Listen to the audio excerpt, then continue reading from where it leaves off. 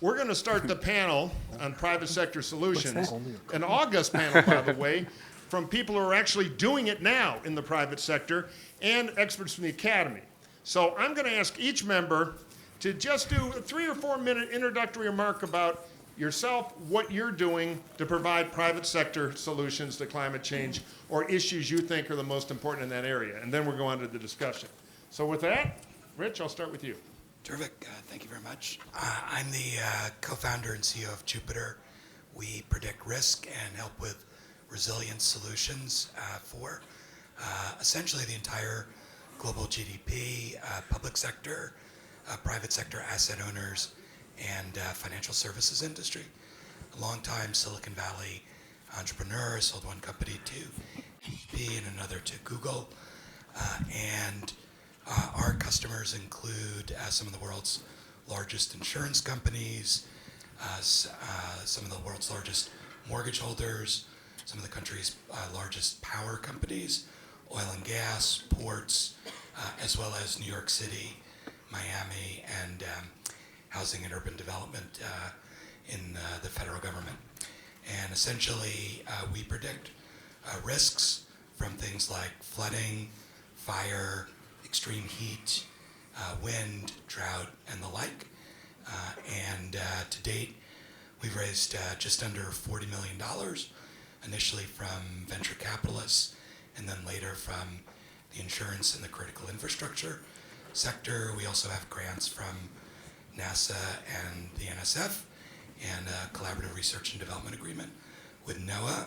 And I'll be happy to talk more about some of our solutions during the Q&A. Let's see if your lab works there, because we're running out of microphone cord. Bill Shireman, it is so nice to be in this room because usually I am that endangered species, the Republican environmentalist, and today we've got more than I've seen, anywhere. So I'm hoping that nothing happens in the room because, it could be a major species loss if we have a problem.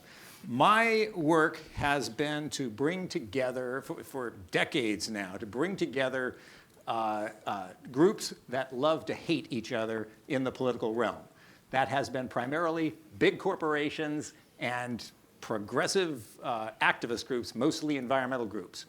My role has been to get in between them and to humanize them to each other, introduce them to each other, humanize them, and then get them working on systemic solutions that actually accomplish something for minimal cost, as opposed to what we typically do.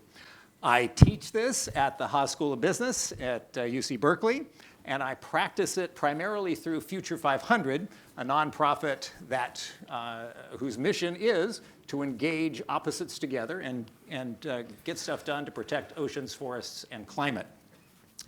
10 years ago, as just an example, and I think it's quite apropos to this discussion here, 10 years ago, we brought together in separate rooms, because they wouldn't actually meet in the same room, Greenpeace, their senior climate council, and Exxon, their senior climate council, and sets of attorneys and activists on both sides.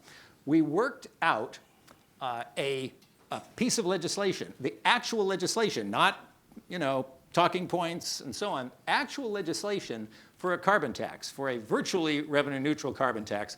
10% would go to equity causes, 90% would be used to essentially raise everybody's salary, eliminate the payroll tax, employee payroll tax, and so on.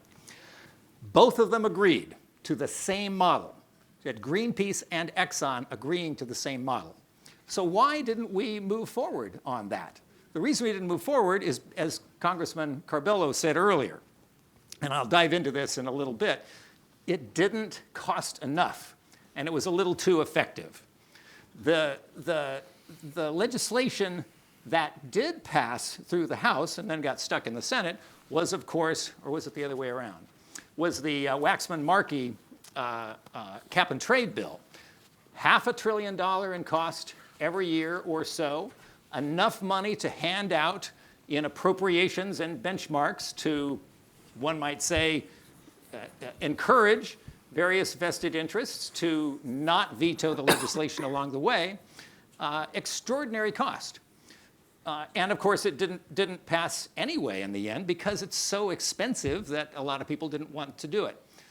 So I will stop with that, but I would look forward to talking about the real dynamics that stop climate legislation from happening, not just the right-wing and the left-wing narratives about why it doesn't happen.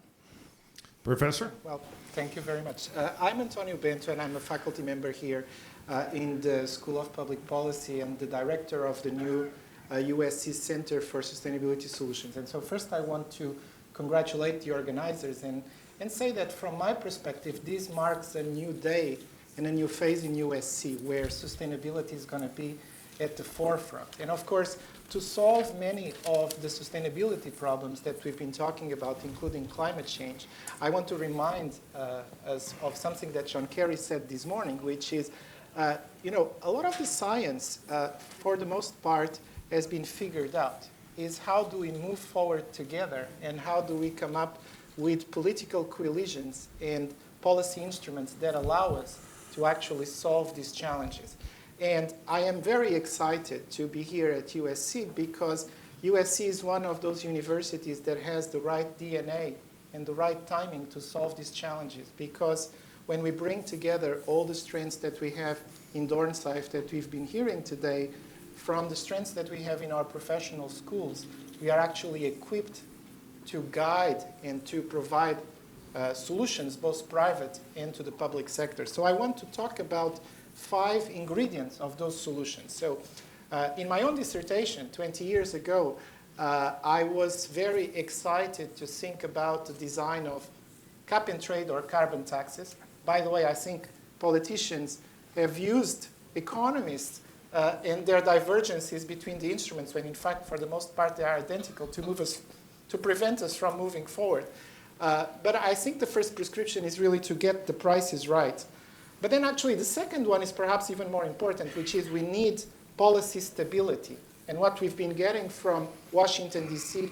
is nothing but stability with the proposed rollbacks.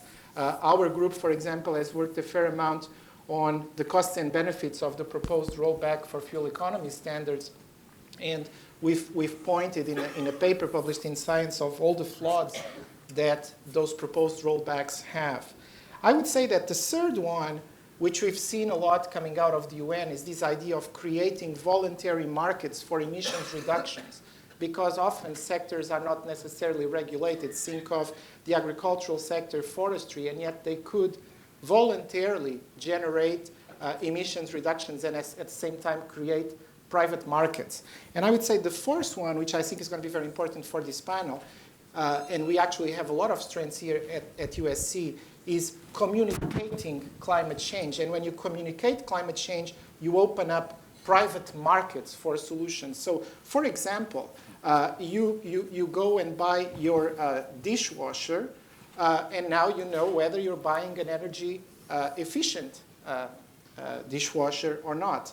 We could think of similar solutions, for example, for selling green products, or even for potentially encouraging individuals to rely less on fossil fuels. What if we were to go to our gas stations and constantly see a label that would say consumption of gasoline kills you in the long run?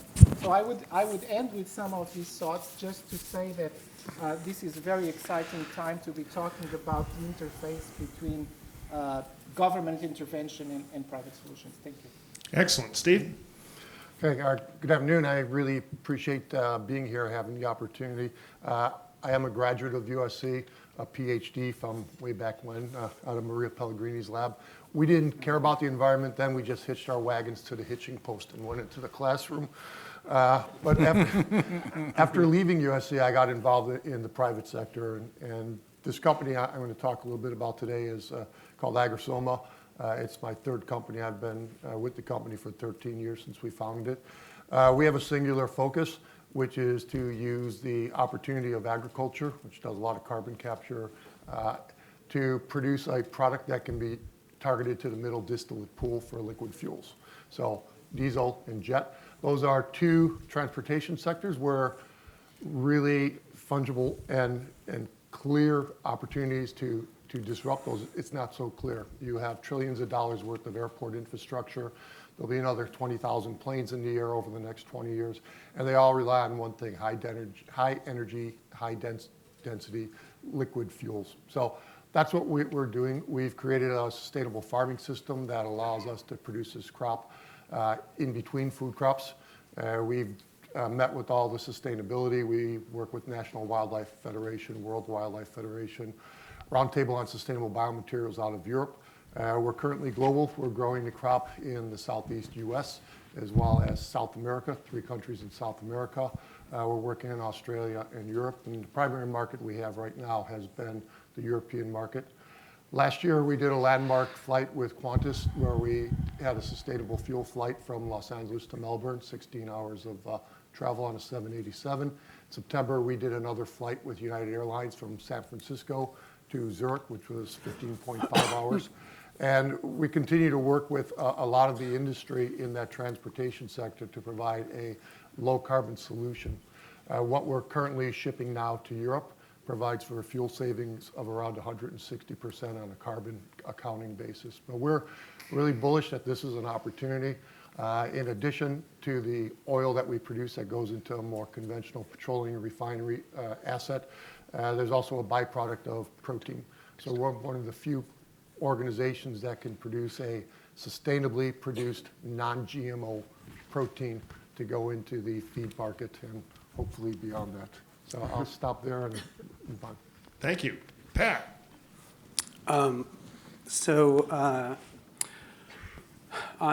My background is that I have been a research scientist for most of my adult life. I was a professor in the medical school at Stanford for 25 years and doing basic research on genomics, developing ways to understand how genes and cells work and applications for that. And always thought I had the best job in the world and wouldn't have traded with anyone. But about 9 years ago, I had a sabbatical, and I just wanted to pick the most important problem that I could contribute to solving. And when I looked into what are the big problems in the world, I realized that there was one that was so much greater than any other. It was a complete no-brainer, and that was the catastrophic environmental impact of the use of animals as food technology, which is by far, and recognized even 10 years ago by the UN Environmental Program, by far the most destructive technology on Earth. And it's increasingly being recognized as such by environmentalists, although in a lot of public discourse, it's not even on the table. Interestingly, yesterday, Stephen Chu, who was a renewable energy guy and the Secretary of Energy and a Nobel laureate and a really good guy, came out and said, the biggest climate threat is not the power industry, which had always been its focus. It's animal agriculture. So people are coming around. But anyway, when I realized that, I decided I've got to work on that. That's what I'm going to do. And I also realized that you're never going to solve the problem by telling people what to eat. By trying to educate them, persuade them. You go to every environmental conference I've ever been to, they serve meat at every meal. Even though the people there, a lot of the people there know very well what the problem is, and they care deeply about it, it's too hard to change those kinds of behaviors. China, which is pretty good at getting its citizens to behave, 2 years ago asked the citizens to cut back their meat and dairy consumption, cut it in half. And what happened? Nothing. It just kept rising as it had been rising. So that meant that the only way to solve the problem was to meet the demand and make products that consumers prefer for all the reasons that consumers make choices. More delicious, more nutritious, more affordable, more versatile. To make the best meat, fish, and dairy foods in the world, and compete using the most subversive tool virtually ever invented. And I'm not a right-wing Republican, but that tool is the free market. That it's the fastest way to get things to happen. And if you can figure out a way to get some change, big change that you care about, and translate it into something that consumers want, you can make it happen fast. So I founded Impossible Foods, and that's what we're trying to do. Excellent. Well, thank you. Very august group here. Into the discussion. Now, during the day today, we heard about all the obstacles in the political system. Gordon Brown talking about these international meetings and how it's a huge fight to decide what to have for lunch, let alone a tough problem like this. Some of our retired politicians, the world I come from, talking about how hard it is to get any political consensus to do something that's painful in the short term, even though it has tremendous benefits in the long term, which is true of voter-based societies. That's why we have so many cupcake shops. People don't tend to think about the long term. They tend to think very much about the short term. So I don't want to lose our panel on private sector solutions too much into government. But I will start the discussion with something as a jumping off point in that area. What are the smaller things government can do that don't require political revolutions to foster an environment where carbon-friendly businesses or the power of the free market, I think as you so aptly said, could move in a better direction? And this is for anybody to start, and we'll have a little discussion on this for a minute. I would say something that's a no-brainer, and I would expect right-wing Republicans to endorse this, is don't create regulations that protect the incumbents, whether it's in politics or in industry. That there are all kinds of regulations that are intended to protect the big, powerful industries against upstarts that are just looking for a chance to compete in the free market and offer something better to consumers. But I think that this is a huge problem, I think, in US politics and governments, is the system tends to create regulations and systems that protect incumbents and reinforce the status quo. Yeah, that's a huge point, and then I'll turn it over. I remember I was in an elevator once years ago with the head of a large tobacco company, and that CEO said, we want to get rid of tobacco advertising. And I thought, no, wait a minute. I thought you guys were really into tobacco advertising. No, we got a 60% market share. Get rid of advertising, nobody will ever take it away. We're entrenched, and we mint money. Yeah. So we're going to go lobby for that. They do follow their interests. So what do the rest of you say about that, and what are the kind of reforms that might be incremental but very helpful? I wanted to make a point, which is, as an academic, for example, I spent many years going to the UN meetings, and I agree with you that politicians spend years and years trying to discuss whether we would ever get an agreement, what would the agreement look like, how we would compensate developing countries.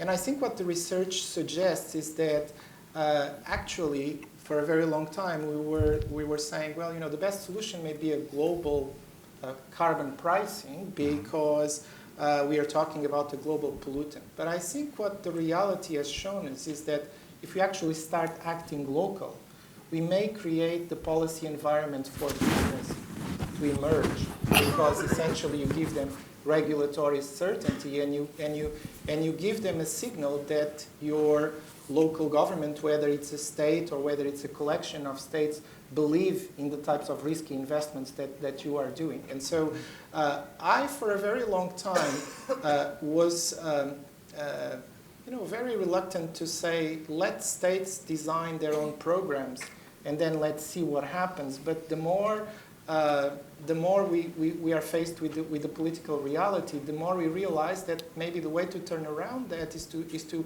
think of, let's see everything that has happened in California.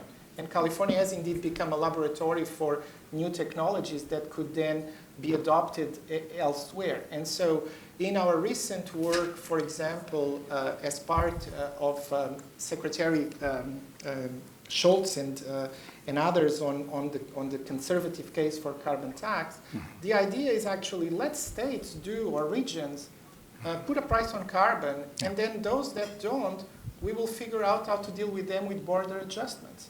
And I think what that does is really creates an environment for business to emerge and sort in places where they will be more appreciated. Building on Pat's comments, one of the things that we've found pretty effective for us is to actually partner with the incumbents in terms of getting them at the table with the government, because they can be an immovable obstacle unless they're sitting with you. So we've had to go and do that, and even airlines like Qantas, we've been able to have them sit down with Australian officials and say, this is what we want, here's the number of jobs involved, so we really like to do this, and then you get the government people moving there. But I agree, it's very difficult to do it on your own, because it's, in many cases, it's a pretty tall wall to climb. First thing I'd say is to not think of government as the first thing to do, to think of the marketplace first. The marketplace has tremendous power if you use it creatively. In the work that our organization has done, much of the gain that we've had has been through driving markets for sustainable timber, for example. We've gotten Greenpeace and Weyerhaeuser, we've gotten Rainforest Action Network and Mitsubishi and various groups together with brand name companies to drive down their use of non-sustainable timber. And it has revolutionized the timber market globally. Good companies like Unilever and Nestle and there's a variety of others, there's kind of a rank order of them, but I'd say Unilever #1, have used their buying power to drive out the most non-sustainable sources of a lot of resources. And it has been tremendously successful in the forestry area, but it's not enough. So do what you can in the marketplace and then look at what's not working, and that's when you go to government. One example that I think was useful 25 years ago when I first got into this, it was more than 25, but now at my age, I don't like to say anything more than 25. But more than 25 years ago, we were trying to make recycling happen in California. And we battled, environmentalists and the beverage industry, battled with one another to well, environmentalists got slaughtered, basically. But we realized that we had some market power in influencing retailers, because retailers bought all the products of the beverage industry, and they had the power to essentially compel, in a friendly way, the industry to get involved in recycling. So we got them working together, we got the environmentalists working together with the state's retailers to say, the environmentalists said, we won't run a statewide bottle bill initiative if you guys will support us in driving recycling through the system. And that worked. We got Bill Coors and a religious right conservative who was a senior executive at the retail industry to agree to a system. We got a system put in place. It was Republicans supported it, Democrats supported it, a Republican governor voted it into place because we got those sides to agree. And it's the most cost-effective way to do that in the country as a consequence of that coalition.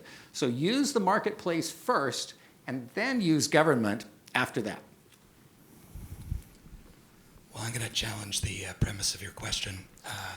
So for most of the day, we've been hearing about the catastrophic and growing catastrophic impacts of climate change, and ultimately, it's a product of market failure. We have one set of beneficiaries that are benefiting from the drivers of climate change, and we have a diffuse set of constituencies that are impacted by that. And at the risk of offending some of my co-panelists here, I think some of the things that we've heard are really excellent steps forward, but we also have to be careful about avoiding rearranging the deck chairs on the Titanic.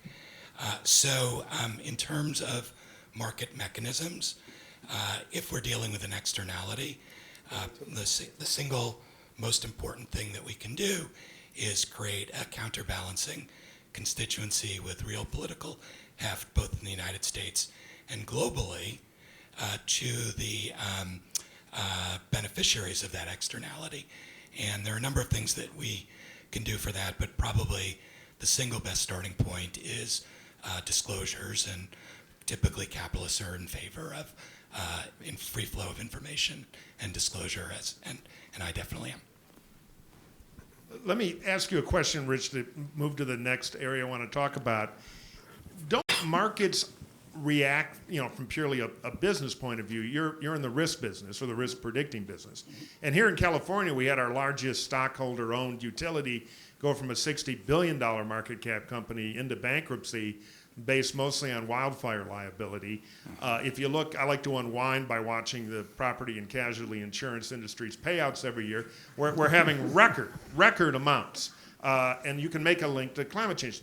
Won't the markets adjust to that and become more radicalized because their trillion-dollar insurance book is now more and more threatened as they try to operate and underwrite it as a profit? Do you think that mechanism will work? And if so, enough? Or what could be done to let the reaction really be powerful? Sure. So I think that's a really important question. And ultimately, Jupiter is trying to drive better market signals in insurance pricing and lending in the banking industry and a number of other areas like that. And 3 or 4 years ago, you could be the CEO of a major global corporation, and if something really bad happened, like PG&E or the toxic chemical leaks that were a byproduct of Hurricane Harvey in Houston, essentially say, act of God, unprecedented, not my problem. I think the standards of accountability for boards and corporate leadership is changing, that you can no longer say as a board member or as a CEO or C-suite executive, not really my fault. Standards of care are changing. The price signals will take another 2 to 4 years to really play their way out in terms of true risk pricing. Insurance is repriced every year. So if you have a 30-year asset that's using the 1-year insurance price as the proxy for risk, which is essentially the major, that's the primary way the insurance markets work today. The risk is mispriced. It's a bad signal for the hold period for the asset. So that's got to get fixed. The mortgage market today is primarily driven by things like FEMA maps, which don't even look at current risk. They look at 10, 20-year-old risk, and that distorts a lot of the market. Fire is just beginning to be understood in terms of the risk. So I think we have a few years of innovation, both from the analytics as well as how that plays through in pricing signals in front of us. But ultimately, we'll get there. It's just a question of whether we have enough time.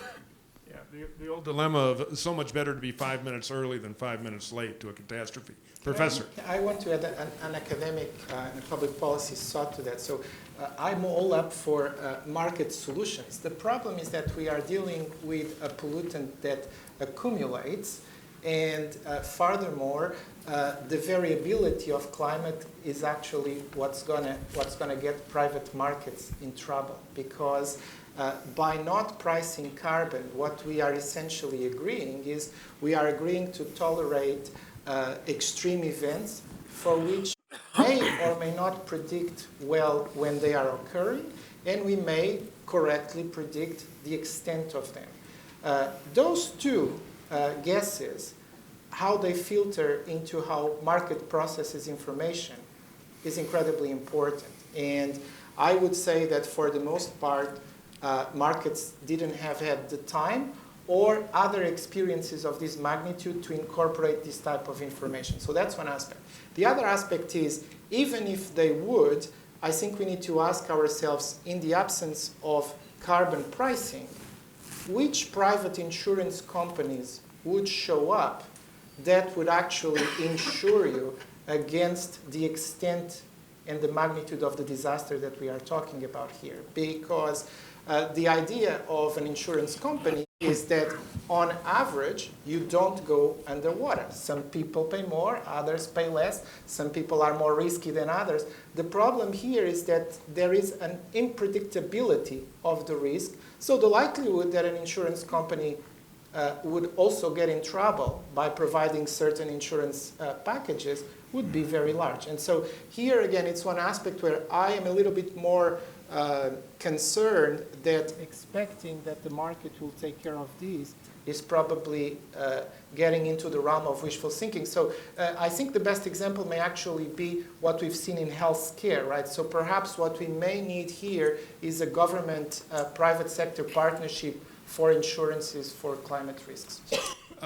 Just an observation, then, Rich, I'll let you respond. It is interesting, as a politician, I heard you and I kind of agreed with the argument, but I thought since the voters take high voltage to move, an insurance crisis that would create a financial crisis, which would create a political crisis, would have great pain, but it would change political laws of gravity a little bit. Rich, and then I've got a question for our entrepreneurs down there at the end. Yeah. So insurance is actually a fundamental lubricant of the market system, and it will continue to be an important element, as will lending. And the fundamental problem is a pricing issue, not an uncertainty issue. There's uncertainty in lots of different things of similar scale in the financial markets. The problem is the major players are just learning how to integrate this kind of uncertainty into their business practices. So I don't think it's anything that's inherent, but prices will have to go up. And in fact, prices have to go up on everything because we're not capturing the true costs of the impacts of our production processes and our transportation processes and the implied risks in the assets around the world. There's a lot of reasons why people don't want that, but that's essentially going to have to happen in one form or another. Question for our entrepreneurs here. I'm going to start at the end with Steve and Pat, because you've done it. You've started a company in this space. What was the most overrated bit of conventional wisdom you either were told or believed when you started your journey here? And then what did the market and consumers and customers teach you? Either one of you start. I want to hear from both. That's a very interesting question. I mean, I have such disdain for conventional wisdom that it's hard for me to even process that question. Sure. But I think that what did the market teach me? Well, actually, it was very. I was a super optimist going into this. I knew we'd be successful, but the degree to which the reception from hardcore meat eaters, like for our product, we have one product in the market right now. It's raw ground beef. 97% of the people who buy it have eaten meat in the past 3 months. And a very large fraction of them are repeat customers and recommend it to people. And we've got a ton of research that says hardcore meat eaters, doesn't matter whether it's Portland or McAllen, Texas, they love their meat. And they love the pleasure of eating it. And they love the protein and the iron and the nutritional value, convenience, familiarity, and stuff like that. They actually don't love the fact that it comes from the carcass of an animal. And in fact, for almost, and we have tons of data on this, for most meat eaters, that's actually a negative. It's not enough of a negative to make them want to stop eating meat, not even close. But it's not part of the value, which basically means that if you can, the task narrows to simply creating foods that deliver the unique properties that meat lovers crave, make them more sustainably from plants. And there is, the opportunity is just completely wide open. And I sort of thought that might be true, but now there's just absolutely abundant evidence that that's true. And I feel like the days of the incumbent industry are numbered. And I would stop selling them insurance pretty soon if I were you. But it sounds to me like a lesson I hear as a marketer in it is it's not about a green package. It's about beating meat at the meat game. It's absolutely, this is not, we are not interested in, even though we'd win them, we're not interested in getting in arguments about biodiversity and climate change and all that other stuff, because it's just a waste of effort, and it's not going to change what people buy. And if we can't change what people buy, we can't solve the problem in a quick period of time. If we can create a product that meat lovers want to buy instead of the incumbent product, it was less than a decade from the first incredibly pathetically low resolution digital camera coming out until Kodak basically shut down its film business. Right. Okay, that's the subversive power of the free market. If you can make something that consumers prefer, it happens fast. Right. Steve? If we go back to the original question of what piece of advice that anything hallmarky on follow your passion and never give up. That's insanity because first thing, nobody cares about your passion. It's more about, as we talked about here in the market, and failure is actually good. It teaches you how to do things. I'll give a short example. When we started this company, we were heavily into a genetically modified product that had better overall functionality with regards to the system. When we got to France, they said, "Sonny, we don't like your product, it's GMO." So we had a parallel program of not genetically modified product that is now our primary product line. And we've gone and we've worked with all the NGOs to get all the right certifications. And that was our market access. In the end, you could design a better product, overall better, but in the end, it's the consumer that you have to get to. It's who you're selling to. And if you do fail with them, you should take that as a learning experience and come back to them with something they want. Yeah, they're talking to you. Yeah. Bill, you alluded in your introduction about the ways that agreements for progress in this space fail that have nothing to do with R versus D. I thought maybe now would be a time to talk about that. Yeah, well, one of the problems with today's media is that we have these dominant narratives that everybody seems to believe about why the right and the left are at odds with one another. So I want to tell a story that illustrates more accurately, I think, the political dynamics and why we can't get action on climate. A few years ago, we were working with the CEO of a major energy company. He was looking at Obama-era regulations, and he said, "You know what, we can live with these. This is okay. I'm going to go tell, the Republican senators, this is all right. We can deal with this." He went into a Senate office. He expressed this to the senator. The senator listened politely and sent him into another office where they had a political consultant there, a strategist, to talk to him about that. The strategist told him, and this is a political strategist talking to a CEO of an energy company, he told him, "Look, that's fine, but we need you to stick to the narrative. The narrative is job-killing EPA. That's the narrative. You need to stick to that narrative. If you stick to that narrative, we're going to look more kindly upon the tax and regulatory priorities that are existentially important to your company." And of course, the CEO of a major company has to deal with that. They have to say, "Look, this is an implied threat. We're going to potentially face tax policy and regulatory policy problems if we do this." The reality, the political reality today, is that it's not the fossil fuel industry that is the primary opponent of climate policy. It's not even the meat industry or or agricultural sector that's the primary opponent. The primary opponent is the political industry. The political industry is a real industry.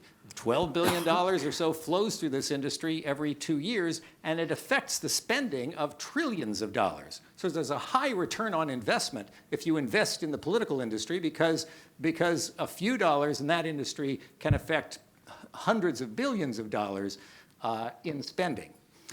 The reason that the political industry has power today is because they have been able to use wedge issues like climate, guns, immigration, and abortion to divide the populace into two distant segments from one another. If the right and the left are divided, they can never come together into a majority that challenges the political industry. And so it is fundamentally important for people to, for Democrats, let's say, and Republicans to reach across the aisle as the first step.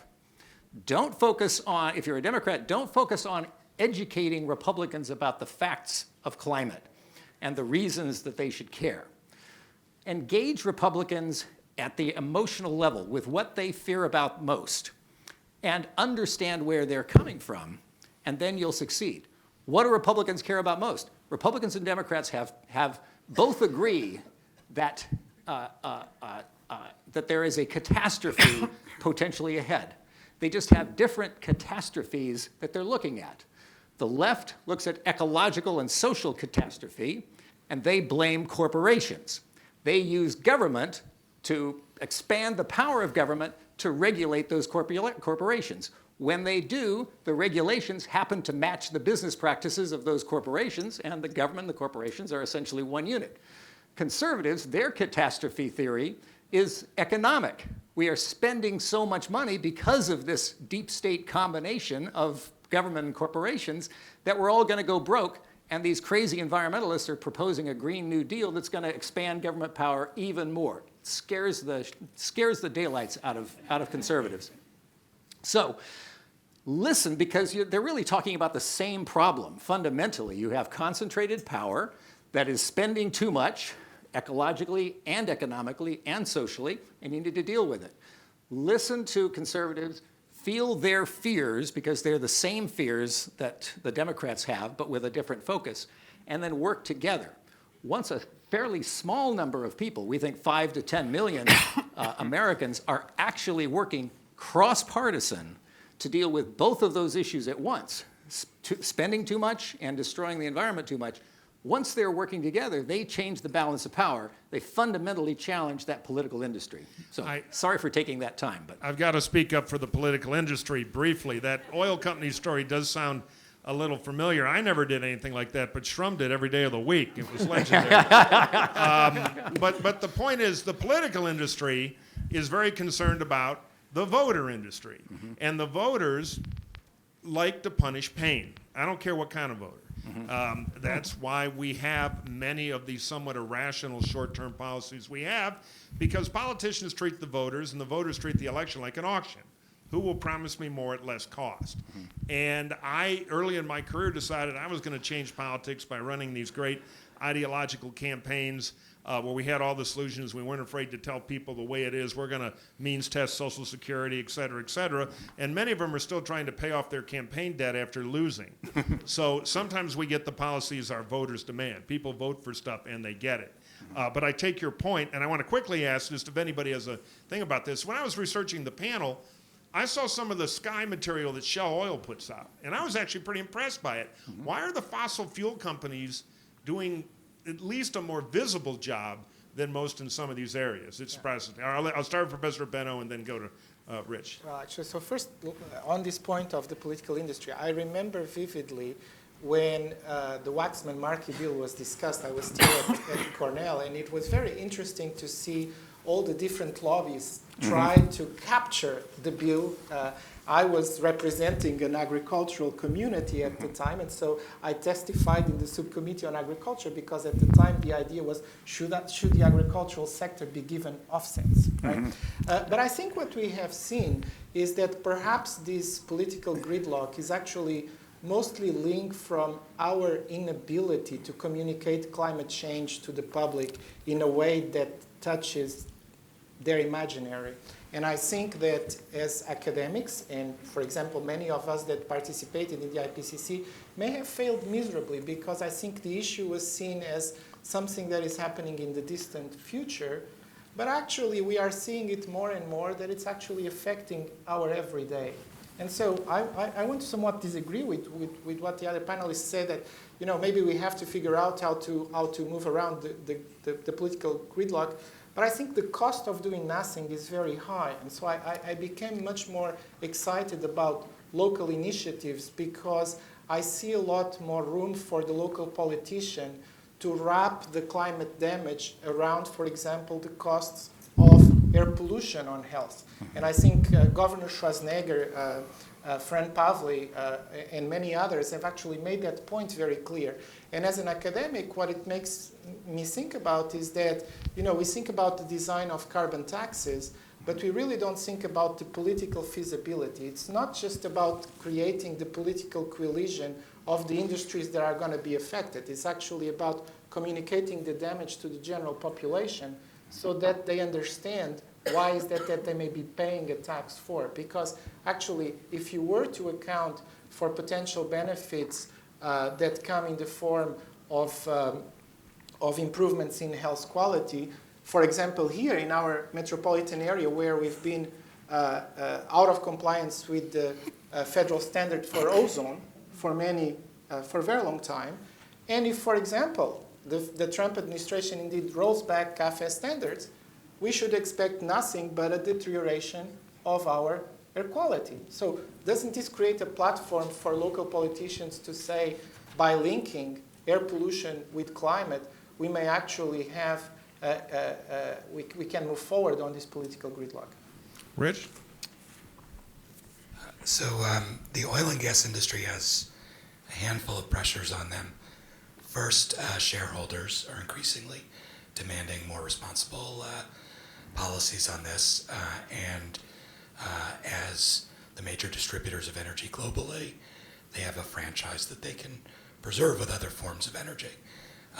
Second, like the tobacco industry, they face potentially very significant liability around climate change. And at a certain point, the tobacco industry made a bargain of some reforms in return for release of future more extensive liability penalties. Third, it's a very technologically complex, capital-intense industry, and their own assets are subject to the same risks, as was pointed out a moment ago, not 100 years in the future, but now and getting worse, literally over 5 and 10-year time horizons. And lastly, in much of the developed world, employees demand more responsibility around these issues. So there's a set of pressures, and there's actually a very convenient way to finesse this, which is that natural gas is vastly lower emissions than coal. And so simply driving a conversion from coal to natural gas, which is now in abundance in the United States as a result of the unconventional energy revolution, they can simultaneously address all 4 of those concerns and benefit from a market share gain.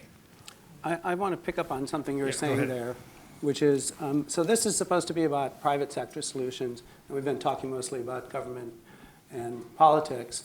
And I think that if you basically just look at what have been the drivers of the small but existing reductions in climate change drivers, it's not been driven by government. It's hardly even been, it hasn't probably been encouraged by government. In some cases, it hasn't even been enabled by government. It comes from innovation outside of government. I don't think the government is capable of moving on even an order of magnitude close to the speed at which we need to solve this problem.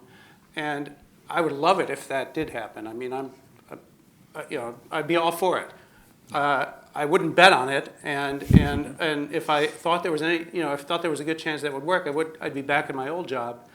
I think it's going to come. The solutions are going to come from innovation outside of government, and I would hope that, like a lot of the students here, forget about lobbying and politicking and stuff like that, and try to figure out subversive solutions that don't require government action. It's on you to solve the problem. Yeah, that is a great point, and I'm going to reinforce it and then throw the last question before we go to Q&A. And if people think we missed something, please bring it up, and then we will go to all of you. But I was listening to the discussion and all the focus on tailpipe emissions. The truth is the private market is running to electric vehicles. Now, they don't solve the whole problem because the electricity comes from somewhere, often burning coal. But I spent a lot of time in Silicon Valley working on issues up there, and one of the big secrets to self-driving vehicle technology, which is coming fairly quickly, is that self-driving cars are really good at not bumping into each other, which means you can fit more people on a highway, let alone potentially more people in the car, because you will buy your ride with this rather than own the vehicle. So that'll mean a much more efficient utilization of the car.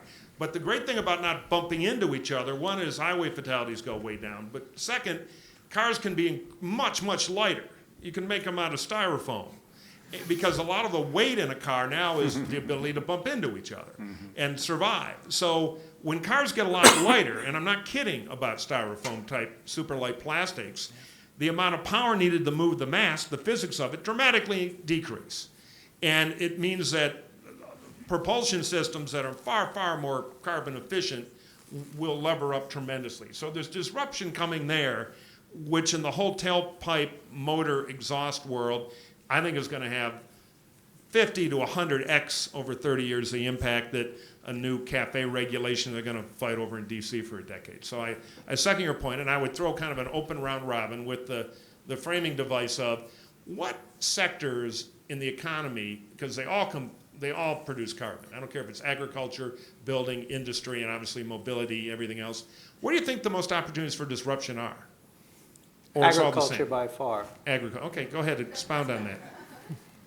Well, first of all, again, I would say that it's close to consensus among global environmentalists that it is the most environmentally destructive technology on Earth. It is also the quickest opportunity for change and in many ways, but I'll just give you one simple example. So if you look at atmospheric CO2 levels, you see that the trend line is up, but it wiggles. Because every year in the northern hemisphere, spring and summer, photosynthesis outpaces fossil fuel emissions and actually fixes more carbon than you're emitting, okay? What that tells you is that the best technology on Earth for pulling carbon out of the atmosphere is photosynthesis and turning carbon dioxide into biomass. Yeah. And the most important thing you need for that is land. And about 50% of Earth's entire land area is being used to raise animals for food. And on that land area, the delta in biomass between now and 200 years ago is equivalent to about 15 years worth of fossil fuel emissions at current rates, which means if you could snap your fingers and make that industry go away, which I would do in a heartbeat, you would immediately start actually not just slowing the rise, but lowering atmospheric CO2 concentrations. Yeah. So there's a huge opportunity. This is like people talk about how can we pull carbon out of the atmosphere? Get the friggin' cows out of the way and let the biomass recover, Right. and you're done. And you'll solve so many other problems because this is also the biggest driver of a catastrophic meltdown in biodiversity that's probably more dangerous to human survival than climate change. And no one talks about it, but basically ecosystems are going to collapse. Yeah. And it's all driven by the demand for animals, animal-based food, And deforestation and all the stuff that changes. which is driven Yeah. overwhelmingly by the demand for meat. Yes, Yeah, sir. I agree with this because one of the things that you're seeing is as the Earth's population is growing, you're right that photosynthesis is the best tool we've got to get carbon out of the atmosphere. You're seeing a lot of policy now being directed to second cropping, more intensive cropping, and soil health. And because we heard it earlier today that you just can't dump a bunch of nitrogen that comes out of reformation of ammonia into the field and expect that you're going to have a healthy soil. It's much more complex than that. So we've done the same thing in terms of looking at the whole rotational aspects and how you squeeze more out of there at the same time doing soil health. So I agree, and obviously the feed conversion in cattle is just horrible. It's about 9 to 1. So you'll need 9 kilograms of protein to get 1 kilogram of meat out of this, and there's got to be a better way. I don't want to give up cheese, by the way, but We got you. we could talk about that. But I spent a lot of time in France. Their cheese isn't hard. But I agree that agriculture is one of the key tools that has the opportunity to very quickly change what we're doing. But I think that a lot of people are looking at more esoteric technologies of carbon capture, which are much more challenging and much more capital intensive to actually implement. Anybody else? Any other last points before we go to Q&A? All right, go ahead, Bill, quickly, if you could wrap up. We get to audience questions. I'd say I thoroughly agree. We need systemic solutions to these issues, and there's two systems we should rely on. Number one is nature, and number two is markets. Nature, fundamentally, we need to grow things. That's what absorbs carbon. We need to grow things. Second, with markets, we need to price things. Always price pollution. Make sure that it's not a subsidy. We have shifted the basis of our growth in the last couple of generations from an industrial economy that was all about extraction and disposal, bigger is better, to a digital economy that is really, in some ways, the opposite. Smaller and smarter is better. We have more opportunities for energy efficiency today than we ever have, but we're still in an economy that basically drives efficiency to generate more consumption. So we lose a lot of our gains in efficiency because once computers become cheap enough, then we start buying 2 and 3 and 4 and 5 and 10 computers, and we use up some of that that we've missed. So we need to change the way that we grow the economy so that we do more efficiency, and that takes the right and the left working together. Can't say it, enough. Don't just work with the left and try to defeat the right. Don't just work with the right and try to defeat the left. Work together, and that's how we'll get to a political solution.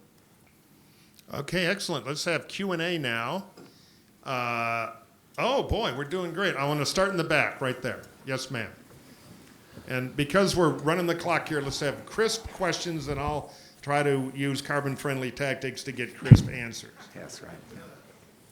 Hi. I don't know for the risk management fellow, Rick, I don't know if I misunderstood the point that you were making regarding the example about the pricing for 1 year versus, so it needed to be recalibrated, you thought, for an effective or an accurate fixed cost, taken into variable. But being from Florida and what we've just experienced with the hurricanes, I grew up in Florida, and I'll use the 25-year example. We never had one. So all the monies that were paid in for hurricane insurance, and then there was boom, boom, boom, was that money just taken out and doesn't count annually? So shouldn't there be some money in the coffers in terms of, oh, now we just had some back-to-back hurricanes and... I love a good combined ratio and insurance reserve question. All right, so first on the duration mismatch, as the economists and financial services people call it. So let's say you own something that you're planning to own for 30 years, like a house.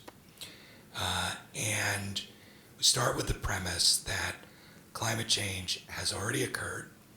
It's getting worse. It's continuing. And at some point, maybe we'll bend the curve. But at least for the foreseeable future, that doesn't appear to be in the cards in, say, the next 5 years. So the stuff you're experiencing in Florida, you're going to have more frequently and worse than you have today.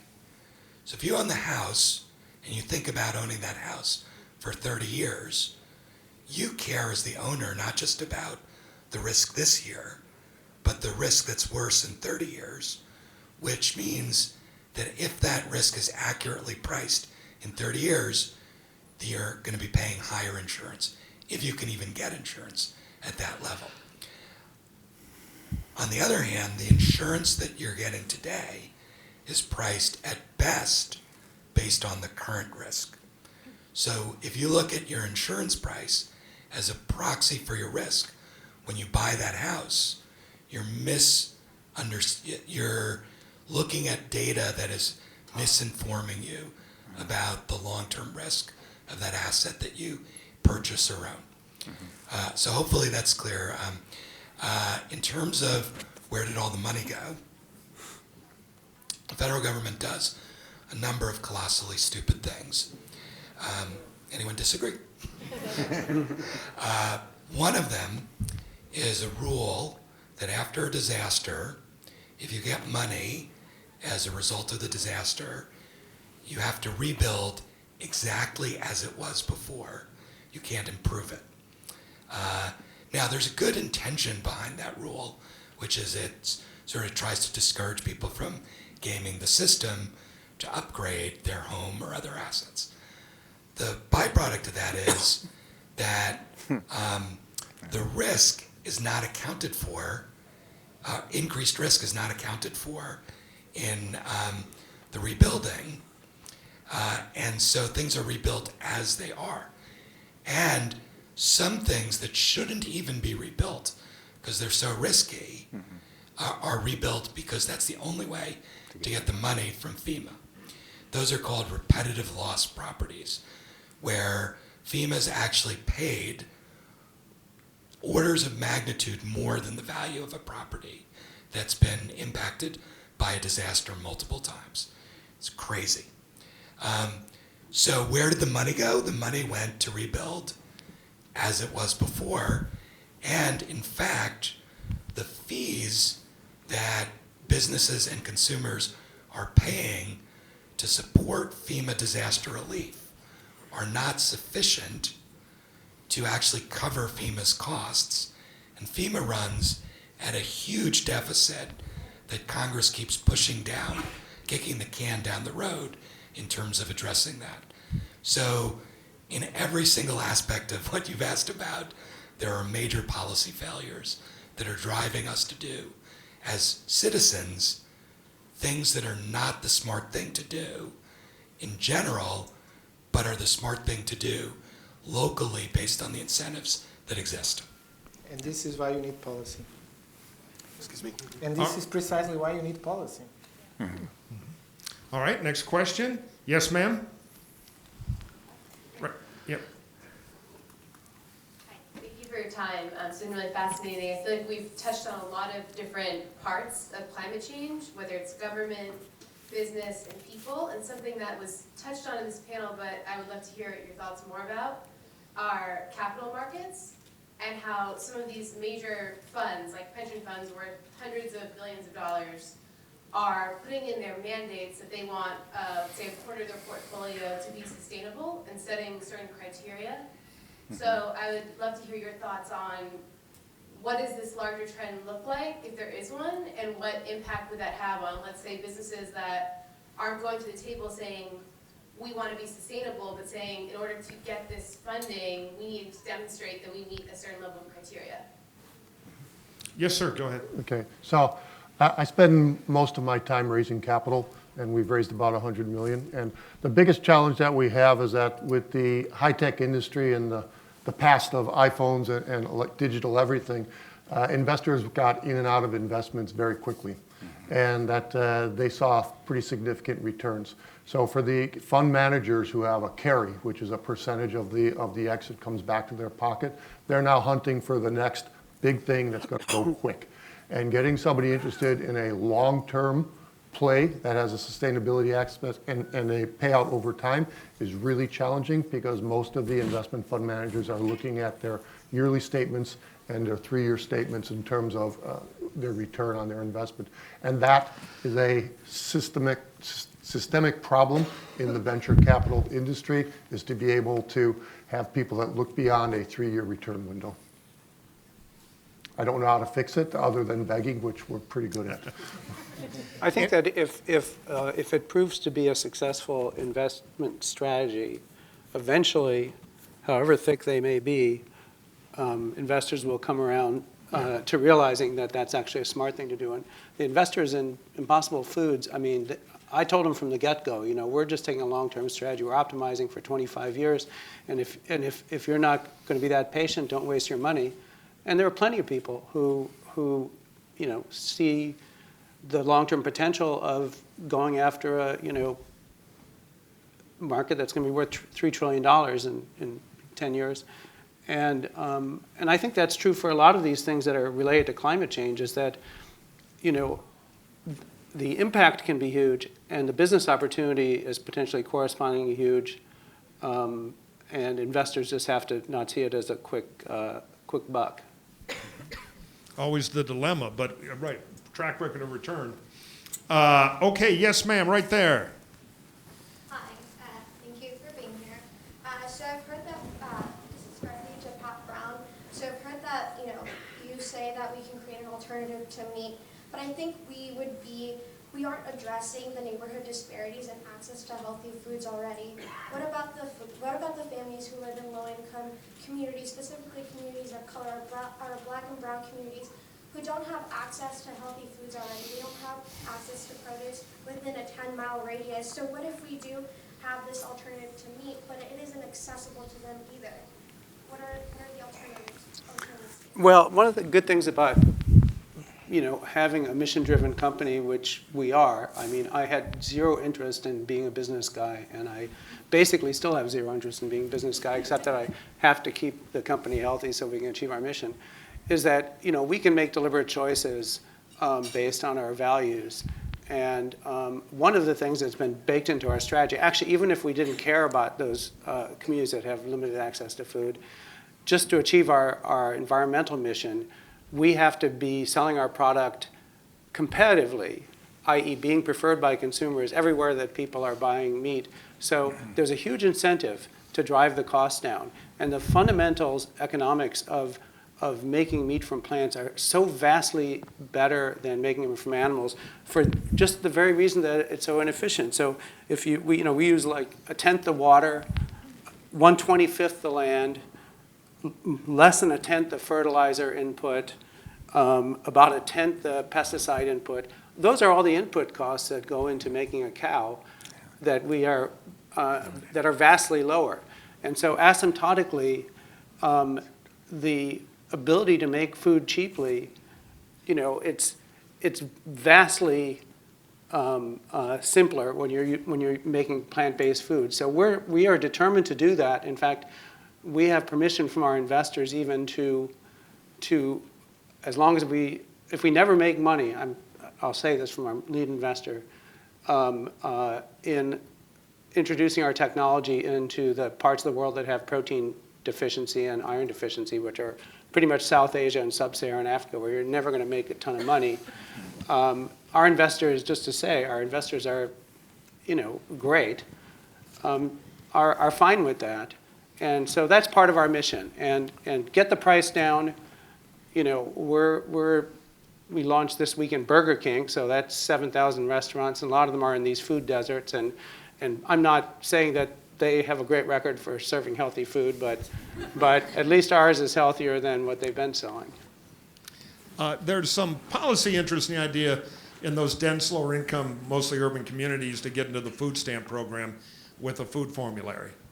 They have to create distribution pool for healthier food, which tend to be distributed in smaller stores and things like that. But you create a market demand with that food stamp cash flow, you pull better food in. But yeah, go ahead, Professor. I wanted to say something because I think that's a more general question, which is we are, in a sense, banking a lot on this innovation that we are expecting from the marketplace. And indeed, in many cases, that innovation is taking place. But the problem is that, in my opinion at least, the prices are not dropping fast enough so that all these innovations become available in the low-income neighborhoods. So let me give you an example. When we think about all the innovation that is happening in the automobile sector, and there was a discussion in the previous panel, we may start to see charging stations in the low-income neighborhoods, but we still don't see the vehicles there. And I think this really gets at the heart of the question of how much should we rely on the marketplace alone to drop these costs of new technologies, including the example of agriculture, and how much do we need to couple them with public policy. And I think that if ultimately we have an equity concern, and for a variety of reasons we may have, one of the advantages of getting the prices right and pricing carbon is that whenever you price something, you also generate revenues. And with those revenues, you could then start correcting some of the inequalities that the marketplace created. So it is perhaps puzzling to several of us that we, the drivers, cause the pollution, and the low-income neighborhoods that often rely on public transit are the consumers of the pollution. And if you don't like this outcome, the only way you can fix it is you either expect that the market lowers the cost of the technology so that all of a sudden everybody can rely on these clean technologies, or you actually need policy to fix it. And so I think that thinking about how you use the revenues from these cap-and-trade programs, from these carbon taxes, as a mechanism for doing these spatial and income redistributions to protect vulnerable communities is very important. Let me make one cautionary note on that. Quickly, though, because I want to get to one or two more. Cautionary note, whenever you create a big pile of money, You may expect it to go to equity, but it's usually going to go to interest groups. So be very careful with that. Yeah, because they're expert at fighting to get the money based on political muscle, not merit. Okay, on the back there, hand up. Hi, my name is Han, and I'm a student entrepreneur working in clean tech. So I really believe in what you guys said about using innovation as a force to drive actions faster. And one of the challenges that I face is if you are working, especially deep technology, and I'm a business student. So a lot of that comes down from like just putting in like the groundwork and self-learning. So I was wondering, what do you think is missing from this kind of ecosystem to become more supportive towards this kind of bottom-up innovation attempt, whether it's finding the right investor or whether it's finding the right industry partners or getting the right mentors involved? What do you think should be improved? I mean, I think one thing is just in terms of the culture and education, is people don't empower themselves enough.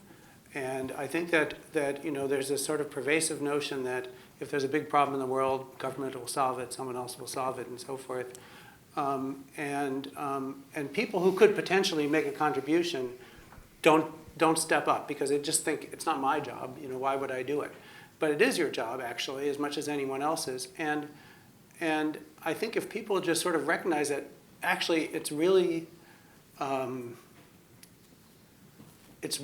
fun and it's really great to just step up and do something that's got a lot of risk, but could accomplish something good. There's so many good ideas, in probably the students at USC and so forth, but people aren't thinking of themselves as, actually, I could just take the initiative and try to make something happen, with some idea.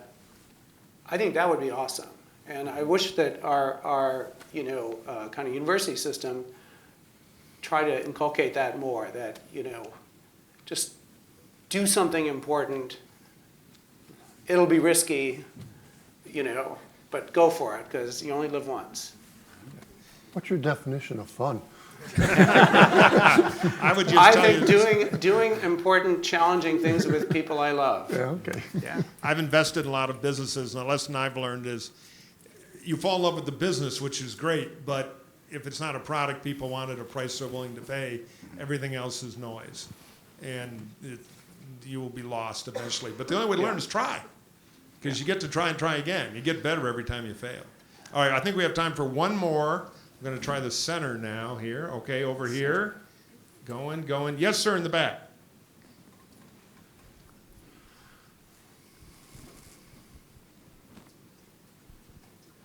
Yeah, I just wanted to ask, I've heard throughout the day a couple of references to sending market signals and governments and public organizations trying to send signals to the private sector to kind of spur on innovation.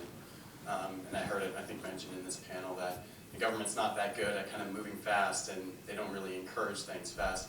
I'm just wondering if, when those signals are sent out, do you guys feel that they're heard by the private sector, whether it's within the industries and partners you work with, or how effective are those? And as a voter, how much value should, when a voter hears a politician say that, how much value should they put in that, or weight should they give it? Thank you. I doubt that any important innovation has ever come because of encouragement from government. Or you could name one, but I can't think of any. I would say the lobbying industry. Lobbying industry, that's good. Go ahead, Rich. How about the internet? So a couple things. One, so I've been a free market capitalist since I was 10, and I've made my entire career in innovation. And everything that everyone said about innovation and creating companies here, I completely agree with. And the overall price signals in the marketplace ultimately dominate everything that happens, whether it's the signals from investors on return on investment and risk tolerance, whether it's the signals from the risk industry on the price of risk, whether it's the signals from lenders on mortgages or other forms of borrowing. Those are they're like the physics of the universe for the business community. They're the rules under which we operate. And within that context, innovation is certainly a big driver, independent of picking winners or specific policies around industries. But ultimately, the market is the market, and prices are the drivers of the way the market behaves. Don't fall into the trap of empowering either corporations or government, depending on whether you're left and right. Empower people. People at the local, at the very most local level, they can solve this problem. We forget that. Put a price on carbon, and then people will make the decisions. That empowerment is basically choice. Give people choice, and they will do what they need to do. So don't tax carbon and give the money to government to create equity for everybody. They won't do it. They'll just give it to vested interests. Give the money right back to the people, and they'll take care of the job. Excellent. I would like to thank all of you. I would like to tell my relatives from the dairy farm in mid-Michigan, if they're watching on Facebook, don't send me a letter, just try the burger, they're good. And I want to thank our panel for an excellent job. Let's give them a hand.